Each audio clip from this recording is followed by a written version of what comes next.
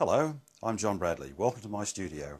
Set in the picturesque rolling hills of Vasey, we've got a wonderful bit of country out here, and it certainly acts as a major source of inspiration for my work and for the work of many other artists who've seen fit to come here. Vasey is a small village set outside of Paterson, which is a small village set outside of Maitland on the road to Dungog. We're going to cover in this DVD for you two paintings, one of which will be indoors, and you can see the sketch here on the board done in pencil. The techniques we use will be slightly different for the indoor painting as distinct from the outdoor painting. I like to draw, and in this case I've actually shaped in the basic elements so that at least I know the composition is sound. Everything fits well enough, even though we may remove a lot of that with paint later on. At least the mind and the creative juices are conditioned to this being the form we're going to work with.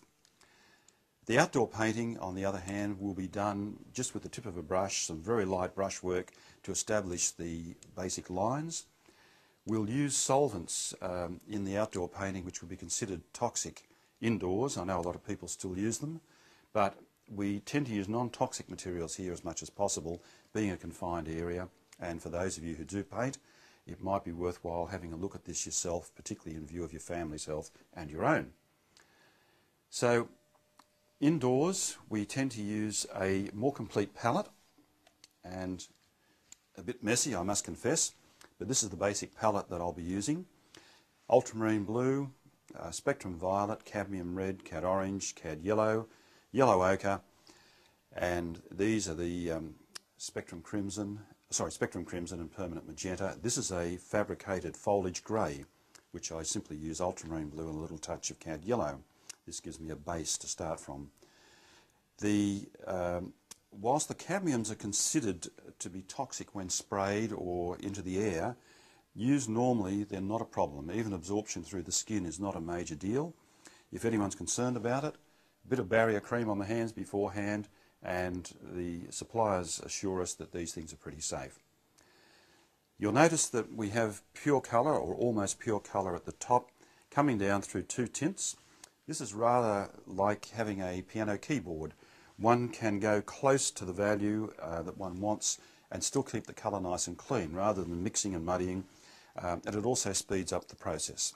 This was particularly useful when I taught for quite some years. The solvents that we use are fairly simple. Good old linseed oil. You can eat it. The brush wash that I tend to use is a 98% paraffin mix. It's very slow in getting into the air, so it's very safe in terms of lungs. I would like to issue a warning based on previous experiences with students and my own that mineral terps, artist terps, gum terps, very, very dangerous, very bad for your lungs and for those of others, and a lot of people are now becoming quite ill with it who've used it for a long time. In the open air, fine, no worries at all, plus it helps drying. We'll start by getting some colour onto the board now.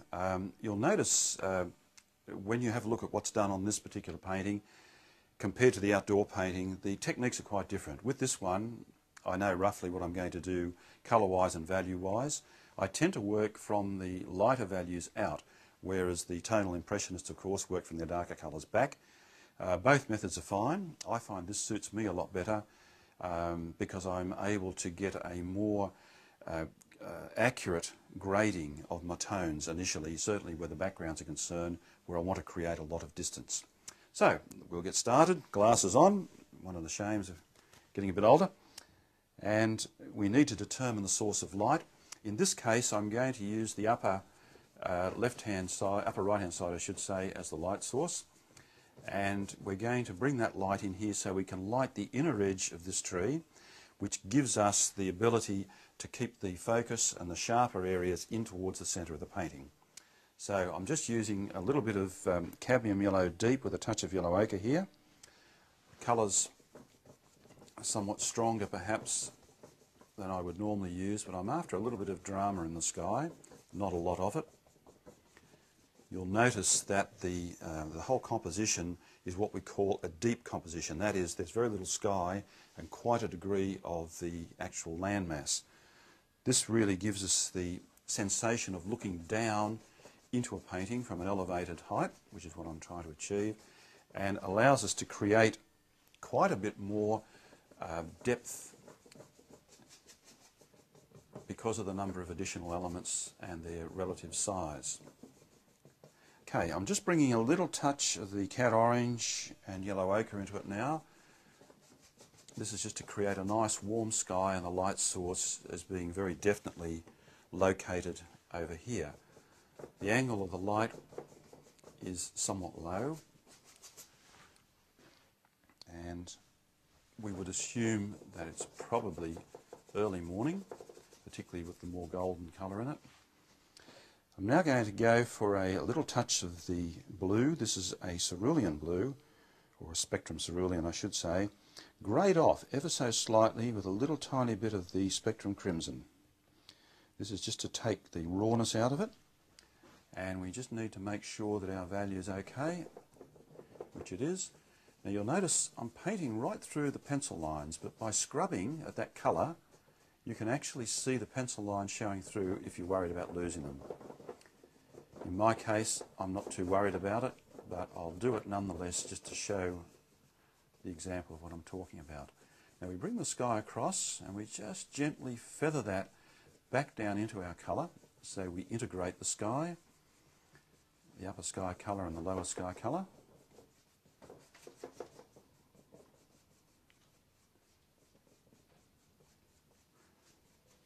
I'm using a number 12 flat. You could use an even bigger brush. This is roughly, in old terms, a 16 by 20 board, or a 50 by 40 centimetre. And if it was a bigger board, I would probably be using an even larger brush, maybe even a small flat normal house painting brush. Okay, so the sky, we've definitely established the source of light. I'll now move into the more distant hills. Using a similar colour to my upper sky colour, I'm just going to add that little touch of pink to it, just to grey it off. We'll just test that for colour. Maybe that's just a little bit too greyed off, so I'll just add a tad more blue to it. And I simply use small downstrokes like so, and then just feather that edge. We really don't want to draw too much attention to the distance, and of course the ways that we draw attention to any object is by using hard edges, strong contrasts, or complementary colour. By complementary I simply mean the colours which lie opposite each other on the colour wheel. Now I'm just going to create a little bit of softness in the valley there, and we're just going to pull a little bit of off-white into that, down low. You notice I haven't mixed them yet. And this will create, I'll be careful I don't get in the way of the man doing that wonderful job with the camera there, a little bit of soft, hazy effect, misty effect, which further emphasises or creates the illusion that it's an early morning scene.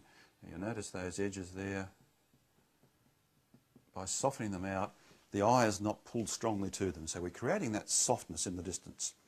So we've now got another range of hills, or tree-clad small mountains, whatever we like to call them. So we're simply going to strengthen that colour now, add a little touch of the red to it, the spectrum crimson. Just do a quick test, make sure we've got good colour.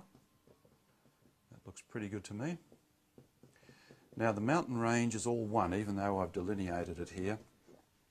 It will have little valleys within it. The more distant one we can probably lighten off slightly, as it is going very slightly away from us. Once again, lose the edges that we really don't want the eye to go to. Paint through the pencil lines, they're still visible. Okay, we'll just re-establish that